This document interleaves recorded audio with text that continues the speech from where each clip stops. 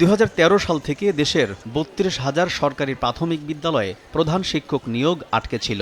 দীর্ঘদিনের আইনি জটিলতা ও প্রশাসনিক অচলাবস্থার অবসান ঘটাতে প্রধান শিক্ষকের পদোন্নতি সংক্রান্ত মামলার শুনানি করতে উদ্যোগী হয় বিএনপি সরকার। বৃহস্পতিবার সেই মামলার রায় ঘোষণা করলেন আপিল বিভাগ। আটকে থাকা নিয়োগের বাধা কাটাতে 32,000 শিক্ষকের পক্ষে রায় দেন আপিল বিভাগ।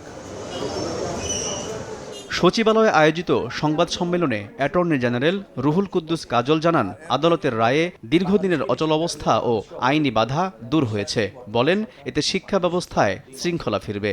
আপিল বিভাগের চূড়ান্ত রায়ে সরকার যে বিধিমালা করেছিল 2013 সালে, সেই বিধিমালা মোতাবেক এবং সরকারি চাকরি মোতাবেক এখন এই সমস্ত শূন্য পদে প্রধান শিক্ষক এবং যে আইনি বাধা ছিল সেই বাধাটি অপসারিত হয়ে গেল চূড়ান্তভাবে। রাষ্ট্রের প্রধান আইন কর্মকর্তা হিসেবে বলতে পারি, মন্ত্রণালয় আপিলের বিভাগের আজকের আদেশের পরে তারা তাৎক্ষণিকভাবে এই কার্যক্রম শুরু করতে পারবে। তার ক্ষেত্রে কোনো আইনি বাধা থাকবে না। স্যান্ডেলিনা সো, রূপচর্চায় আভিজাত্য।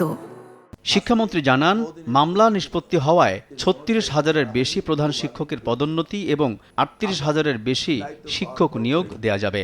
আমরা এই প্রাথমিক স্কুলে এই 14,000 14,500 আমরা নিয়ে নিচ্ছি, আরও 38,000 শিক্ষক আমরা নিতে পারবো।